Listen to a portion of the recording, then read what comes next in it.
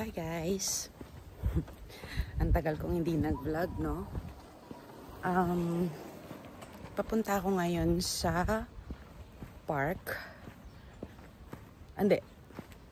Gubat na may park, ganon. Andito ako sa Darmstadt. Off ko, it's ano ba ngayon? Tuesday. Ang balik ko sa work next week, Wednesday. Madami akong kukwento sa inyo, pero mamaya na pag nandun na ako sa gubat or park. By the way, itong outfit ko, yan, mainit na malamig, ganon. Kaya naka long sleeves pa ako. Anyways, maya ulit. Bye. Maya ulit. Way guys, ayan, sementeryo yan. Actually, pumupunta ako dyan minsan. Kaso, natatakot akong mag-vlog or mag-video dyan, kahit mag-picture. Kasi, syempre, alam mo na, baka makakuha tayo ng hindi ka nais-nais. Pero, fascinating. Ayun lang naman. Lalakad pa rin ako. Alam niyo guys, parang gusto ko na magsisi sa suot ko. Kasi, naiinitan ako. Umahangin naman, pero hindi masyado. Chinek ko yung weather eh. Nakalagay naman dun walang araw. So, kaya nag-decide akong mag long sleeves. Tapos ngayon, ang init. Initan ako. Sana mahangin dun sa forest, tsaka sa park. Malapit-lapit na ako.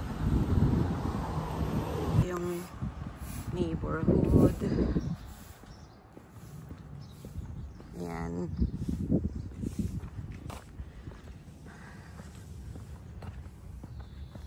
Ayan. Malapit na ako. Bukana na to eh. Actually, na-vlog ko na before dito. Ito yung malapit sa Altenheim or parang home for the aged. Yan. Ito yung magandang puno. Nag-picture na ako dito before. So, ayan. Yung may cafe house. Ayan, kita nyo, diba? Dati na i-vlog ko na to eh. Bago-bago pa lang ako. Ayan. Tapos, dito na yung way papunta dun. Gubat. And then sa dulo nun, may parang park. Ayan. Nandito na ako sa on the way sa gubat. Actually, gubat na ito. May mga bahay-bahay siya sa side. And then dito, syempre, mga puno-puno. Yan.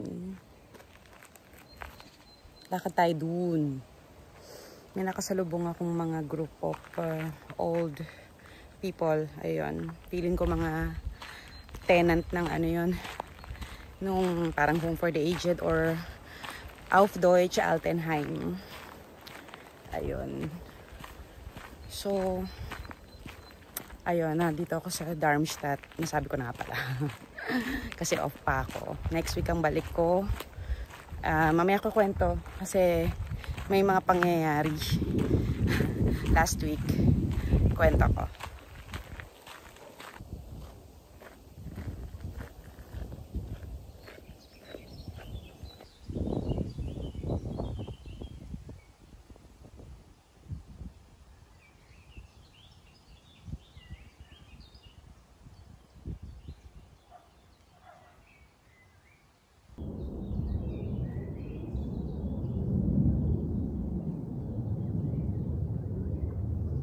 Guys, ito na. Papasok na sa park. Ayan, naririnig ko na yung mga bata. Dito, ayan, pwede kang, pag nag-jogging ka or walking, pwede dito. Yan yung starting point. Pero never ko pang na-try puntahan yan. Minsan siguro. Ayan. Mukha siyang mahaba eh. Ayan na. Ito na yung mismong park. Ayan, may mga tao ngayon. Kahit na ordinary day. Ayan siya. Ayan. Dito na ako. Mismo sa park. Ayan. Ayan siya. Natuwa ako kasi may nakita akong volleyball court. Ayun. Sana pala dinala ko yung bola ko. Pero ang masaklap, wala naman akong kalaro. So, useless din. Ayan siya. Tapos, daming kids. May school ngayon ah. Bakit mga nandito to mga to? Ayun. Yan.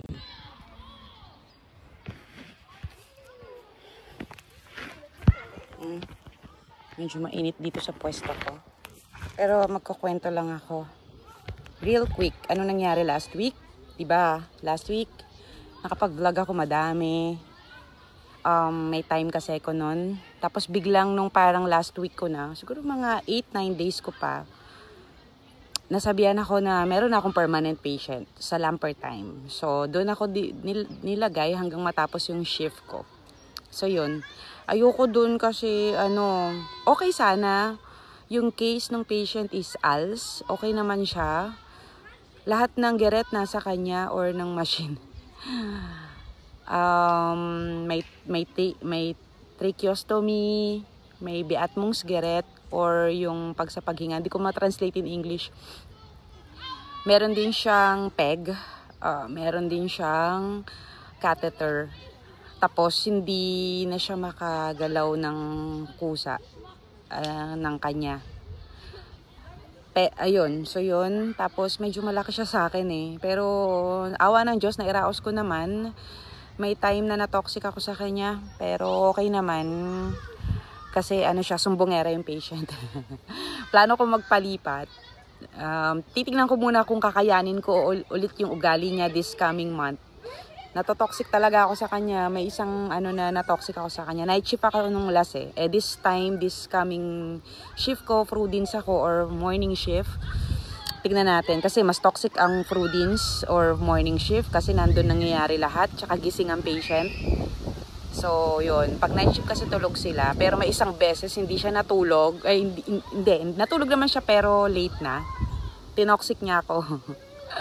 Tapos nagsusumbong siya ng kung ano-ano na hindi naman totoo. Anyways, hindi ko na elaborate masyado. Ang ayoko doon sa lugar na yon, maganda siya actually. Parang pangmayaman. Ang gaganda ng bahay, malalaki. Gusto ko nga sana mag-vlog, kaso parang ang boring. Gusto ko sana i-vlog yung lugar na yun, kaso parang ang boring.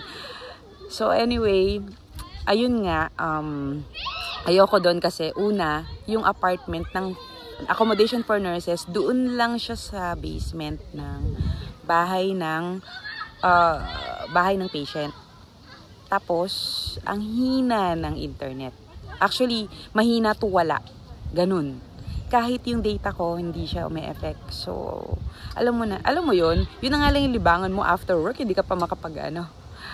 And then, yun yung isang reason kaya ayoko doon. Pangalawa, ang layo ng grocery. At iisa lang. Unlike sa iba, maraming choices. May Aldi, Reve, Penny.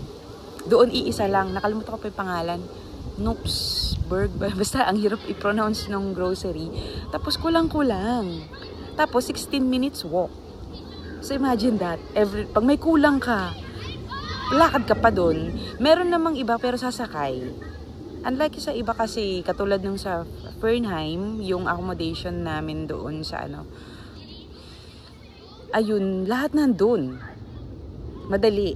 Walking distance lang. Yung isang Penny nga doon, parang wala pang 5 minutes, nandun ka na. Walking distance. Unlike yun, talaga. So, parang kinawawa yung lugar na yun. Ayun, so yun yung pangalawang reason. Then, pangatlo, yun nga yung patient. Hindi ko siya bet. Hindi niya ako bet.